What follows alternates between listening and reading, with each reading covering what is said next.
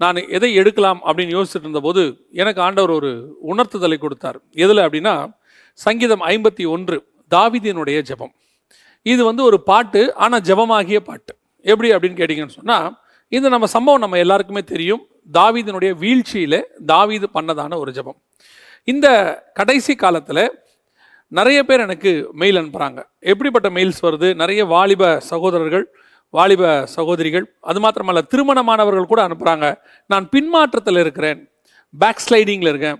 இப்படி பேக் ஸ்லைடிங்கில் இருக்கும்போது திருப்பி நான் எப்படி ஆண்டவருக்குள்ளே வர்றது? ஏன் பல நேரங்களில் இந்த பேக் ஸ்லைடிங் என்பது அவர்களுக்கு ரெகுலராக நடக்குது. உதாரணமாக, அவங்க செய்யக்கூடாதுன்னு நினைக்கிறாங்க. நிறைய பாவங்களில் இன்றைக்கி வாலிபர்களுக்குள்ளே இருக்கிற ஒரு பிரச்சனை இது. நான் வாலிப பிராயத்தை கடந்து கல்லூரியின் காலத்தில் தான் 1ஆம் ஆண்டு படிக்கும்போது நான் ஆண்டவரை ஏற்றுக்கொண்டேன். அதற்கு பிறகு என்னுடைய வாழ்க்கையில் எடுத்த உடனே அப்படியே ஜெட் வேகத்தில் பரிசுத்தத்தில் மேலே வந்துட்டேன் அப்படின்லாம் சொல்ல முடியாது. அது பலருக்கு அப்படி ஒத்துக்க மாட்டாங்க. உண்மை என்னென்னா, எல்லாருடைய வாழ்க்கையிலுமே அப்படி வரும்போது ஒரு சில வீழ்ச்சிகள் இருக்கும். அந்த வீழ்ச்சி ஒவ்வொருத்தனுடைய வாழ்க்கையின் அடிப்படையில் இருக்கும். எல்லாருமே இச்சையில் வேணும்னு கிடையாது, எல்லாருமே ஒரு சில பாவத்தில் வேணும்னு கிடையாது, பழக்க வழக்கங்களில் வேணும்னு கிடையாது. எல்லாருமே சிகரெட் பிடிக்கிறதுலையோ குடிக்கிறதுலையோ அல்ல மற்ற பழக்க வழக்கங்கள்லையோ கண்களின் இச்சையோ ஜீவனத்தின் பெருமையோ மாம்சத்தின் இச்சையோ ஏதோ ஒன்று இருக்கும். அவ்வளோதான். ஏதாவது ஒன்றில் ஒரு வீழ்ச்சி இருக்கும். ஒரு சிலர் 100% அப்படி வரவங்க இருக்காங்க. இதில் எதுவுமே இல்லாமல் கர்த்தருக்கென்று வைராக்கியமாக வரவங்களும் இருக்கிறாங்க. யாரையும் குறை சொல்கிறதுக்கு இல்லை. ஆனால் இது அதிகம். இந்த வீழ்ச்சி என்பது வாலிப பிராயத்தில் ஆண்டவரை ஏற்றுக்கொள்கிறவர்களுக்கு அதிகம். இந்த வீழ்ச்சி வரும்போது நமக்கு சில நேரங்களில் ஒரு விதமான ஃபெட்டப் பார்க்குறோம். என்ன ஃபெட்டப் பார்க்குறோம்? நான் இந்த பாவத்தை செய்யக்கூடாதுன்னு நினைக்கிறேன், வைராக்கியமாக இருக்கிறேன், ஆனால் அந்த சிச்சுவேஷன் வரும்போது நான் செஞ்சிடுறேன், விழுந்துடுறேன். திருப்பி எனக்கு அந்த பாவத்தை செஞ்சு முடித்த பிறகு எனக்கு ஒரு உணர்வு வருது, ஐயோ நான் பாவம் செஞ்சுட்டேனே, குற்ற உணர்வு வருது. திருப்பி நான் செய்யக்கூடாதுன்னு நினைக்கிறேன். கொஞ்ச நாள் நான் வைராக்கியமாகவும் இருக்கிறேன், ஆனால் திருப்பி அப்படி ஒரு சிச்சுவேஷன் வரும்போது நான் விழுந்து போகிறேன். இது அப்படியே மாறி மாறி என் லைஃப்பில் நடந்துக்கிட்டே இருக்குது. இப்போ நான் ஆவிக்குரிய வாழ்க்கையில் இருக்கிறேனா இல்லை விழுந்துட்டேனா அப்படின்னு கூட எனக்கு தெரியல அப்படின்னு நிறைய பேர் கேட்குறாங்க. ஒன்று தெரிஞ்சுக்கொள்ளுங்க, நாம் வீழ மாட்டோம் என்று கர்த்தர் சொல்லவே இல்லை. எப்பவுமே நாம் அப்படியே 100% வெறும் பரிசுத்தமாக தான் இருப்போம் அப்படின்னு கர்த்தர் நினைக்கிறது இல்லை. நம்ம விழுவோன்னு அவருக்கு தெரியும்.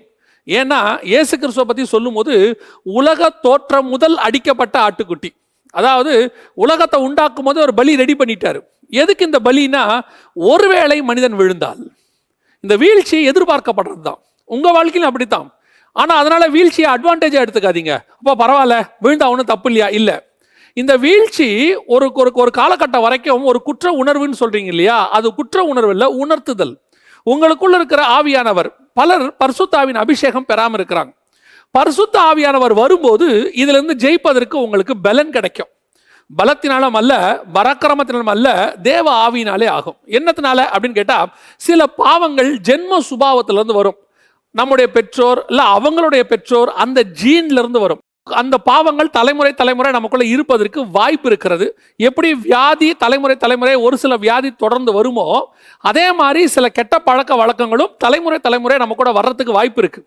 எப்படி அந்த வியாதியை இந்த தலைமுறையில் இயேசுவினுடைய நாமத்தினால நம்மளால நீக்க முடியுதோ, சுத்திகரிக்க முடியுதோ, அல்லது நாம் அதிலிருந்து விடுபடுறோமோ, டெலிவரன்ஸ் கிடைக்குதோ, அதே மாதிரி இந்த பாவத்திலிருந்து கிடைக்கும். எங்கள் அப்பா செஞ்சாரு, தாத்தா செஞ்சாரு, அதனால் நான் செய்கிறேன்ட்டு அதை நாம் பாசிட்டிவாக எடுக்க முடியாது. அதை ஒரு காரணமாகவும் சொல்ல முடியாது. அப்படி வரக்கூடியதான அந்த பலகீனத்தை ஆண்டவர் மாற்றுவார். அப்படி மாற்றுறதுக்கு தான் பரிசுத்த ஆவியானவர் நமக்குள்ளே வர்றார். நமக்குள்ளே அந்த பாவத்திலிருந்து நம்மை விடுதலையாக்குறார். இப்போ தாவீதுக்கு இந்த பாவத்தை விட்டு வெளியே வரணுங்கிற எண்ணம் இருக்கு. அது இருக்கிற வரைக்கும் தோத்திரம். அதாவது சவுலுக்கும் தாவீதுக்கும் என்ன வித்தியாசம்? சவுலின் பாவத்துக்கும் தாவீதின் பாவத்துக்கும் பார்த்தா மனுஷிகமா சொல்றேன், பாவத்தில் அளவுகோல் கிடையாது, மனுஷிகமா சொல்றேன். நமக்கு கம்பேர் பண்ணோம்னா சவுல் செய்ததை விட தாவீது செய்தது பெரிய அளவு. ஆனால் சவுலுக்கு கிடைக்காத மன்னிப்பு தாவீதுக்கு கிடைத்தது. காரணம், அவனுக்கு அது பாவம் என்கிற உணர்வு இருந்தது. ஒரு சிலர் இந்த பாவம் என்கிற உணர்வு இருக்கிறதுனால தான் நீங்க ஐயோ நான் இதுல இருந்து விடுபடணுமே நினைக்கிறீங்க, நான் வெளியே வந்துடணுமே, இந்த பாவத்தை செய்யக்கூடாது, நான் பலவீனமா இருக்கிறேன், நான் வந்துடணுமே நினைக்கிறீங்க. பாத்தீங்களா? அதுதான் உங்களுக்குள்ளே கர்த்தர் கொடுத்திருக்கிறதான ப்ரீஷியஸான உணர்வு. அது இருக்கிற வரைக்கும் உங்களுக்கு பிரச்சனை கிடையாது. நீங்க வரத்துக்கு ட்ரை பண்ணிக்கிட்டே இருக்கிறீங்க, எடுத்த உடனே சைக்கிளை அப்படி சர்ன்னு ஓட்டுறது முடியாது. ஏதோ ஒரு 2 இடத்துல விழுவோம், கொஞ்சம் அடிபடும், அப்புறம் எந்திரிச்சு ஓட்டுவோம். சில நேரத்தில் காரை வாங்கின உடனே ஃபர்ஸ்ட் கியர் அப்படி போட்டு ஆஃப் பண்ணாதவங்க யாருமே இருக்க முடியாது. 99.99% அப்படி ஃபர்ஸ்ட் கியரை போனோம்னா ஆட்டோமேட்டிக்காக ஆஃப் ஆகிடும். ஒரு போக போக தான் அந்த கீர் போட்டு அப்படி மூவ் பண்ணுறது நமக்கு தெரியும். அந்த மாதிரி தான் ஆவிக்குரிய வாழ்க்கையில் வந்த உடனே எல்லா பாவமும் மொத்தமாக போய் சுத்திகரிக்கப்பட்டு 100% இயேசு கிறிஸ்துவா மாறணும் இல்லை, நம்ம கொஞ்சம் கொஞ்சமாக மாறிக்கிட்டே வரும். ஆனால் எல்லா பாவத்தையும் விடணுங்கிற உணர்வு இருக்கணும். சிலர் மனசாட்சியில் சூடுண்டவர்களாக மாறிடுறாங்க ஒரு பீரியட்ல. எப்படி? அந்த பாவம் விழும்போது அதுக்கு பல காரணங்களை சொல்லுவாங்க. அவங்களால தான் விழுந்தேன். இப்போ இந்த இடத்துல பாருங்க, 51ஆம் சங்கீதத்தில் தாவீது நான் பாவம் செஞ்சேங்கிறான். அவன் சொல்றான், ஆண்டவரே என் அக்கிரமம் நீங்க என்னை முற்றிலும் கழுவும். நம்மளா என்ன சொல்லுவோம், பத்சேபால் அங்கே வராமல் இருந்தால் தாவீது விழுந்திருக்க வேண்டிய அவசியமே இல்லைங்க, காரணம் பத்சேபால் தாங்க. இன்னைக்கு நிறைய பேர் சொல்றான், போகிற வழியில் ஒரு போஸ்டர் இருக்குது, அசுத்தமான போஸ்டர் இருக்குது, இல்லை அசுத்தமான காரியம் இருக்குது, இல்லை நீங்கள் யூடியூப்பில் ஸ்க்ரோல் பண்ணும்போது அசுத்தமான காரியம் வருது, உடனே என்ன சொல்கிறோம், யூடியூப்பில் பாருங்கள் எவ்வளோ மோசமாக வருது, பாருங்கள் எவ்வளோ மோசமாக போஸ்டர் ஒட்டியிருக்கிறாங்க. குறை அங்கே சொல்லாதீங்க. தாவீது சொல்கிறான், என்னை கழுவி இருக்கும், நான் அதை பார்க்க வேண்டாம், நான் அதை பார்க்க முடியாமல் நான் என்ன மறைச்சிக்கிறேன், எனக்கு அது வேண்டாம். பாவமே இல்லாத உலகத்தில் வாழணும்னா நீ பரலோகத்தில் தான் வாழ முடியும். நிறைய பேர் சொல்கிறாங்க, இது இல்லாமல் தான் நல்லா இருக்கும், அது இல்லாமல் எல்லாமே இங்கே தான் இருக்கும். ஆனால் அவைகளுக்கு மத்தியில் நீ கரைபடாமல் வாழணும். அதான் இயேசு கிறிஸ்து. அவர் நாசரேத்திலிருந்து வந்தார். நாசரேத்திலிருந்து நன்மை தோன்றுமோ? அந்த நாசரேத்துக்குள்ள நம்மை போல எல்லா விதத்திலும் அவர் சோதிக்கப்பட்டு சுத்த பொன்னாக விளங்கினார். இன்னைக்கு ஒருவேளை நீ பலவீனத்தில் இருந்தினா, வீழ்ச்சியில் இருந்தினா, கர்த்தர் உன்னை மீண்டும் தூக்கி எடுக்க விரும்புகிறார். உனக்கு அந்த உணர்வு இருக்கு இல்லையா? அதுவும் குறிப்பாக வாலிப பிராயத்தில் நிறைய வாலிபர்களுக்கு இதுக்கு நடக்குது. அவங்க நினைக்கிறாங்க, நான் செய்யக்கூடாதுன்னு நினைக்கிறேன், நான் செஞ்சிடறேன். இன்னைக்கு ஆண்டவர் சொல்றாரு, உன்னை பலப்படுத்த விரும்புகிறேன், நீ காத்திரு தேவ சமூகத்தில். உன்னை பலப்படுத்துகிற கிறிஸ்துவானவர் வருவார், உன்னை பலப்படுத்துகிற ஆவியானவர் வருவார். இன்னைக்கு அதிலிருந்து மீட்டு எடுத்து நீ எந்த பாவத்தை செய்யக்கூடாதுன்னு நினைக்கிறியோ, இனி அதிலிருந்து செய்யாமல் இருப்பதற்கு உன்னை அவர் பலப்படுத்துவார். பல நேரங்களில் அந்த ஆவியானவர் தான் ரொம்ப முக்கியம். அவர் உன்னை விட்டு போயிடக்கூடாது. தாவீதுக்கும் சிம்சோனுக்கும் என்ன வித்தியாசம்? தாவீதுக்கு பரிசுத்த ஆவி போகும்போது தெரியுது, போகக்கூடாதுன்னு அவன் ஜெபம் பண்றான். இந்த இடத்துல பாருங்க, 11வது வசனத்துல 12வது வசனத்துல, உமது பரிசுத்த ஆவியை என்னிடத்திலிருந்து எடுத்துக்கொள்ளாமலும் இரும், உமது ரட்சணத்தின் சந்தோஷத்தை திரும்பவும் எனக்கு தந்து உற்சாகமான ஆவி என்னை தாங்கும்படி செய்யும். அந்த ஸ்பிரிட், ஹோலி ஸ்பிரிட் என்னை விட்டு போயிடக்கூடாதுன்ற ஃபீல் அவனுக்கு இருக்கு, அந்த வாஞ்ச விருப்பம் இருக்கு. அதான் ரொம்ப முக்கியம். சிம்சோனுக்கு அந்த ஆவி போயிடுவார், நேரத்துக்கு அந்த நேரத்துக்கு வந்து இறங்குவார், மற்ற நேரத்தில் அவன் மேலே அவர் இருக்க மாட்டார். அதான் பிரச்சனை. அவனுக்கு வரும்போது தெரியும், போகும்போது தெரியாது. காரணம் என்ன? அவன் அந்த மினிஸ்ட்ரியை ஒரு வேலையாக செய்கிறான், மற்ற நேரத்தில் அவன் தேவனோட இல்லை. ஆனால் நீங்களும் நானும் அப்படி இல்லை. இந்த பரிசுத்த ஆவியானவரை நம்மளை விட்டு போகாமல் பார்த்துக்கணும். பல நேரங்களில் நீங்கள் பாவம் செய்யும் போது, வீழ்ச்சி அடையும் போது, இந்த பரிசுத்த ஆவியானவர் இருக்கும் போது உங்களுக்கே தோணும், ஐயோ ஆவியானவர் போயிருப்பாரோ, நான் இந்த பாவத்தை செஞ்சுட்டேனே, இதுக்கு மேலே அவர் என்கிட்ட இருப்பாரா? கண்டிப்பாக இருப்பார். அந்த உணர்வு இருக்குல்ல, அதுவே அவர் இருக்கிறான்றதுனால தான்.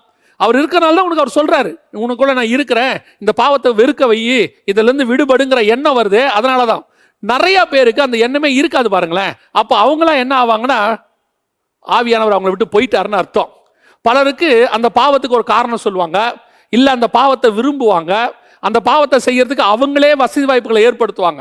பல நேரங்களில் அந்த பாவத்தை செய்யக்கூடாது, நம்ம என்ன பண்ணுவோம், அந்த சிச்சுவேஷன்ஸை அவாய்ட் பண்ண நினைப்போம். இது ஆவியானவர் கூட இருந்தால் நடக்கிறது. சிலர் அதை தேடி போவாங்க, இது ஆவியானவர் தூரம் இருக்கிறாருன்னு அர்த்தம். I am not talking only about the lust. நிறைய பேர் உடனே வந்து மாம்சத்தின் நிச்சயம் மத்தியும் எடுத்துக்கிறாங்க. பொருளாசையும் அப்படி இருக்கு, பணத்தாசையும் இருக்கு. சிலருக்குலாம் அப்படி இருக்காங்க, அந்த பணம் கொடுக்குறவங்களை தேடி இவங்களே போய் பார்ப்பாங்க. ஒரு ஆஃபரிங் கிடைக்குதுன்னா அவங்கள போய் பார்ப்பாங்க. ஆவியானவர் சொல்லுவார், இல்லை போகாத, உனக்கு தேடி வந்து நான் கொடுக்க வைக்கிறேன்னு. இவங்க தேடி போவாங்க, இவங்க போகும்போது ஆவியானவர் போயிடுவார். அதுக்கப்புறம் என்ன ஆகும், இவங்களுக்கு கேட்கறது, கேட்டு வாங்குறதுங்கிறது அவங்க உணர்வுலேயே தப்புன்னு தோணாது. இதில் என்ன தப்பு இருக்கு? எல்லாரும் கேட்குறாங்க, நானும் கேட்குறேன்ட்டு இவங்களுக்கு அந்த உணர்வு போயிடுச்சு. ஏன்னா உணர்த்துக்கிற ஆவியானவர் போயிட்டாரு. அந்த பரிசுத்த ஆவியானவர் இவங்களை விட்டு போனதுனால இவங்க போயிட்டாங்க. ஒரு சிலர்லாம் என்ன நினச்சிக்கிறாங்கன்னா, அந்த ஆவியானவர் எனக்குள்ள இருக்கிறாரு. எப்படி சொல்றீங்க? இந்த அந்நிய பாஷை எனக்கு அது ப்ராக்டிஸ்லையும் வரும், ப்ராக்டிஸ்லையும் பேசுகிறவங்க கொஞ்சம் பேர் இருப்பாங்க. சிலர்லாம் பார்த்தீங்கன்னு சொன்னால் ரட்சிக்கப்பட்ட பின்பு கூட சினிமா பாட்டு வாயில் வரும். ஏன்னா இப்போ ஆவியானவர் இல்லைன்னு அர்த்தம் இல்லை, அந்த பழைய ப்ராக்டிஸில் அது வழியில் வந்துடும். அந்த நேரத்தில் உடனே ஆவியானவர் உணர்த்துவார், இதெல்லாம் நீ பாடக்கூடாது அப்படின்னு. அந்த மாதிரி தான் ஆவியானவர் போன பிறகும் அந்த ஆவியானவருடைய அந்த அந்நிய பாஷை இதெல்லாம் கொஞ்சம் இருக்கதான் செய்யும். உடனே இவங்க அதை வச்சு டிசைட் பண்ணிப்பாங்க, இன்னும் ஆவியானவர் என் கூட தான் இருக்கிறாரு. இல்லை, நடக்கிற கிரியைகளை வைத்தோ, அதாவது உங்க மூலமா நடக்கிற வரங்கள் கிரியை செய்தோ அதை வைத்தோ, நீங்க பேசுற அந்நிய பாஷையை வச்சோ உங்களுக்குள்ள இருக்கிற பரிசுத்த ஆவியானவர் இருக்கிறான்னு அர்த்தம் இல்லை. உங்களுக்குள்ள அந்த உணர்வு இருக்கணும், பாவத்து மேல ஒரு வெறுப்பு வரணும், அந்த இனிமேட்டு நான் செய்யக்கூடாதுங்கிற எண்ணம் வரணும். இந்த அவன் சொல்றான் பாருங்க, ஆண்டவரே உங்களுடைய பரிசுத்த ஆவியை என்னை விட்டு எடுத்துறாதீங்கப்பா. அதுல ஒரு ரட்சிப்பின் சந்தோஷம் ஒன்று இருக்கு. இங்க சொல்றா பாருங்க, ரட்சண்ய சந்தோஷம், உங்களுடைய ரட்சண்யத்தின் சந்தோஷத்தை திரும்பவும், அதான் ரட்சிப்பின் சந்தோஷம் இருக்கு, அதை எடுத்துடக்கூடாது ஆண்டவரே, அது எனக்குள்ள இருக்கணும். இந்த ரட்சண்ய சந்தோஷத்துக்கு ஈக்குவலா வேற ஒண்ணுமே கிடையாது. ஒவ்வொரு நாளும் இந்த வீழ்ச்சி இருக்கதான் செய்யும். ஆனா ஒண்ணு மட்டும் தெரிஞ்சுங்க, இந்த வீழ்ச்சியை அது உங்களை ஜெயிக்கவே ஜெயிக்காது. ஒரு நாள் நீங்கள் அதை கண்டிப்பாக ஜெயிப்பீர்கள். மேபி ஃபர்ஸ்ட் ரவுண்ட் நீங்க விழுந்திருக்கலாம், செகண்ட் ரவுண்ட் நீங்க ஜெயிப்பீங்க, செகண்ட் ரவுண்ட் விழுந்திருக்கலாம், தேர்ட் ரவுண்ட் ஜெயிப்பீங்க. ஆனா முடிவு சக்சஸ் நம்ம கையில தான் இருக்கு. ஏன் அப்படின்னு கேட்டா, பாவம் பரிசுத்தத்தை விட பலகீனமானது, பரிசுத்தம் தான் ஸ்ட்ராங். பிசாசு இயேசு கிறிஸ்துவை விட பலகீனமானவன், இயேசு தான் ஸ்ட்ராங். அந்த இயேசு நம்ம கூட இருக்கிறாரு, அந்த இயேசு கொடுத்த பரிசுத்த ஆவியானவர் நம்ம கிட்ட இருக்கிறாரு. அப்படி இருக்கும்போது நாம கண்டிப்பா பாவத்தை ஜெயிப்போம், உன்னால முடியும். ஆனா உனக்கு தேவை என்ன தெரியுமா, கொஞ்சம் அந்த சிச்சுவேஷன்ஸை அவாய்ட் பண்ண மட்டும் நீ தெரிஞ்சுக்கிட்டா போதும். கொஞ்சம் இப்போ உனக்கு வெறுப்பு இருக்குல்ல, நான் செய்யக்கூடாதுங்கிற எண்ணம் இருக்குல்ல, அதுக்கு ஏற்ற மாதிரி இப்போ ஒரு உதாரணமா ஒரு ஃபோனை எடுக்கிற, அந்த ஃபோனில் சில அன்வான்ட் விஷயங்களை எடுத்தா நீ பார்க்குறேன்னு தெரியுது. பல நேரத்தில் நீ என்ன பண்ண, வேற வழி இல்லாமல் அந்த ஃபோனை எடுக்கிற. ஏன்னா உன்னுடைய லைஃப் ஃபோனை பேஸ் பண்ணி வந்துருச்சு. மெயில் பார்க்குறதோ இல்லை ஆஃபீஸோடைய ஆன்லைனோ ஏதோ ஒன்று, நீ ஆட்டோமேட்டிக்காக அதை பார்த்துட்டு நீ எங்கே போகிற, எதை நீ பார்க்கக்கூடாதுன்னு நினச்சியோ அங்கே போகிற. இதுக்கு தான் நீ என்ன செய்யணும், கொஞ்சம் முயற்சி பண்ணணும், ஆண்டவர்கிட்ட கேட்கணும், பலப்படுத்துவார். ஆண்டவரே எதுக்கு நான் ஃபோன் எடுக்கிறனோ, அதாவது அஃபிஷியலா அதை பார்த்துட்டு அந்த ஃபோனை கீழே வைக்கிற எண்ணம் எனக்கு வரணும். I am not talking only about the phone. ஃபோனுக்கு நான் ஒரு உதாரணத்தை சொல்கிறேன். இப்போ ஒரு இடத்துக்கு நீ போகிற, தேவையில்லாமல் ஒரு சிலருக்கெல்லாம் இந்த குடிப்பழக்கத்துலேருந்து விடுதலை ஆகியிருப்பாங்க, வந்துருவாங்க, மறந்துடுவாங்க, அதை குடிக்க மாட்டாங்க. ஆனால் ஒரு சில நேரத்தில் அங்கே போகும்போது அந்த பழைய நண்பர்கள் அவங்களாம் போட்டு இவரை ப்ரெஷர் கொடுப்பாங்க.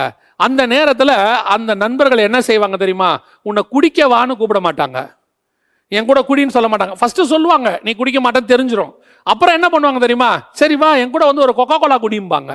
இதான் பிசாசு உன்னை அப்படியே வச்சு இழுக்கிறது, கொஞ்சமா அப்படியே நயங்காட்டி, ஆண்டவர் வனாந்தரத்தில் நயங்காட்டி இழுக்கிற மாதிரி பிசாசு உன்னை இழுக்கிறது. சரி அப்படியே வா என் கூட ஒரு கொக்கோ கோலா குடி அப்படிம்பாங்க. இப்போ அந்த கொக்கோ கோலா குடிக்க ஆரம்பிக்கிறீங்கல்ல, உங்களுக்குள்ள ஒரு பெருமை இருக்கும். என்ன பெருமை தெரியுமா, எல்லாரும் குடிச்சாங்க, நான் மட்டும் கொக்கோ கோலா குடிச்சேன். திருப்பி 2 நாள் கழிச்சு அதே ஃப்ரெண்ட்ஸ் கூப்பிடுவாங்க, பழைய ஸ்கூல் ஃப்ரெண்ட்ஸ் எல்லாம் வந்திருக்காங்கடா, உன்னை பார்க்கணும்னு நினைக்கிறாங்கடா, வாடா அப்படிம்பாங்க. இப்போவும் நீங்க கொக்கோ கோலா குடிக்க போவீங்க. ஆட்டோமேட்டிக்கா ஒரு நாள் நீங்க கொக்கோ கோலாக்கு பதிலா அவரோட உட்காந்து சாராயம் குடிக்க ஆரம்பிப்பீர்கள். ஏன், நீங்க உள்ள போக தொடங்கிட்டீங்க, சிங்கத்தின் வாய்க்குள்ள தலையை விட தொடங்கிட்டீங்க. நான் பத்திரமா வெளியே எடுத்துட்டேன், பத்திரமா 2வது தடவை எடுத்துட்டேன், பத்திரமா 3வது தடவை எடுத்துட்டேன்னு சொல்லுவீங்க. ஒரு தடவை இல்லை, ஒரு நாள் உன் தலை மாட்டிக்கொள்ளும் வாய்ப்பு இருக்கு. அதான் சொல்றேன், அந்த மாதிரி சிச்சுவேஷன்ஸ் நீ அவாய்ட் பண்ணணும். அங்க போனா வீழ்றன்னு தெரியுதா, அங்க நீ போகாத. அது போகாம இருக்கிறதுக்கு கர்த்தரிடத்துல பலனை கேளு. உன் ஜெபம், இந்த ஜெபம் ரொம்ப முக்கியமான ஜெபம். இப்போ இதுலயுமே என்ன ஒரு பிரச்சனைன்னு கேட்டீங்கன்னா, இந்த 51ஆம் சங்கீதத்தை ரொட்டீனா சொல்லி பழக்கப்பட்டாங்க சிலர் டெய்லி காலைல எழுந்து 51ஆம் சங்கீதத்தை சொல்லு அப்படின்னு சொன்ன உடனே இதுல இருக்கக்கூடிய மேன்மைகள் தெரியாம டெய்லி 51ஆம் சங்கீதத்தை அப்படியே தூக்கத்திலேயே சொல்றது இல்ல. இந்த 51ஆம் சங்கீதத்தை தியானிங்க. இது வெறும் பாட்டு மட்டும் இல்ல, இது ஒரு வகையான ஜெபம். இந்த ஜெபத்தை ஆண்டவர்கிட்ட சொல்லுங்க. உன் பலவீனத்துல அவருடைய பலன் பூரணமாய் விளங்கும். ஒவ்வொரு நாளும் ஏந்திரிக்கும் போது காலையில் ஆண்டவர் சொல்லு, ஆண்டவரே இந்த நாள் வீழ்ச்சி அடையாத ஒரு நாளாக இருக்கணும். ஆண்டவரே இந்த நாள் நான் சக்சஸ் அடைகிறது, எல்லா இடங்களிலும் எங்களை வெற்றி சிறக்கம் பண்ணுகிறவர்.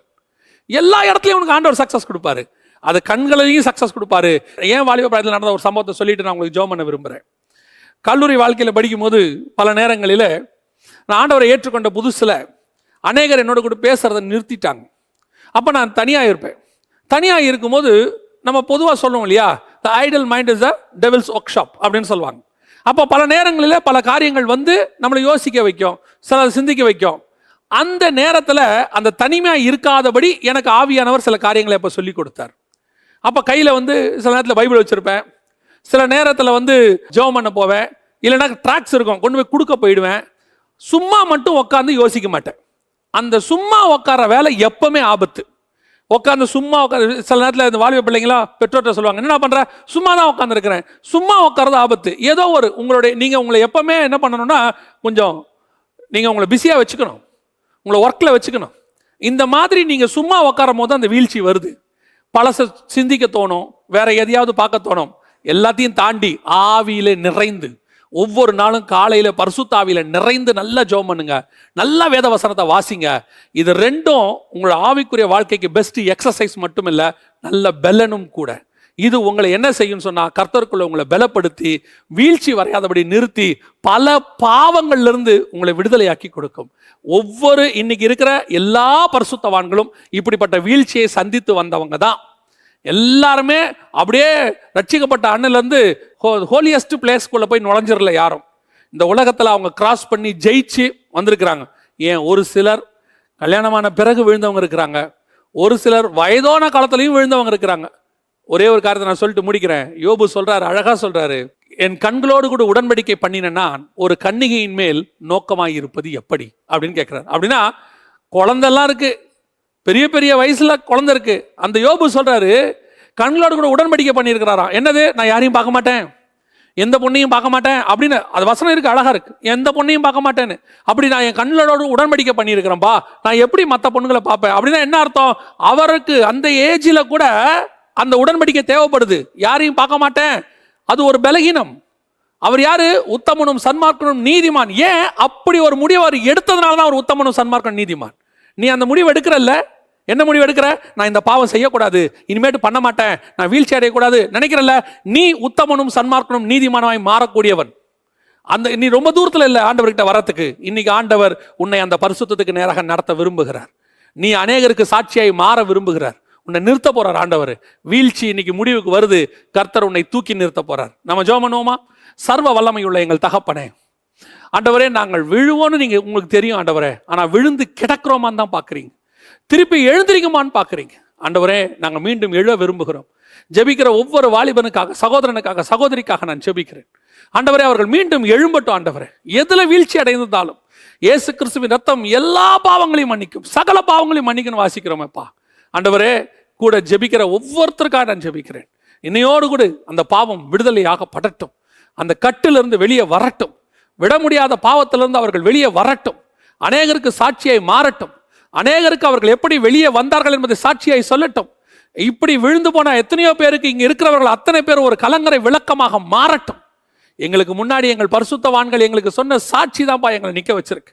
அதே மாதிரி இவர்களும் இவர்களுக்கு பின்னாடி வரக்கூடிய சந்ததிகளுக்கு சாட்சிகளாக நிற்கட்டும், மேகம் போல திரளான சாட்சிகளாய் மாறட்டும். கர்த்தர் அவர்களை ஆசீர்வதிப்பீராக. அவர்களை பலவீனப்படுத்துகிற அந்தகாரத்தின் ஆவிகள், தேவையற்ற காரியங்கள், பிசாசின் கிரியைகள், மனுஷிக ஆவிகள் எல்லாவற்றையும் இயேசுவின் நாமத்தினாலே கடிந்து அப்புறப்படுத்துகிறோம். உம்முடைய நாமம் மகிமைப்படுவதாக. எங்கள் ஆண்டவர் இயேசுவின் நாமத்தினாலே ஒப்பு கொடுத்து ஆசீர்வதித்து ஜெபிக்கிறோம் எங்கள் ஜீவனுள்ள நல்ல பிதாவே.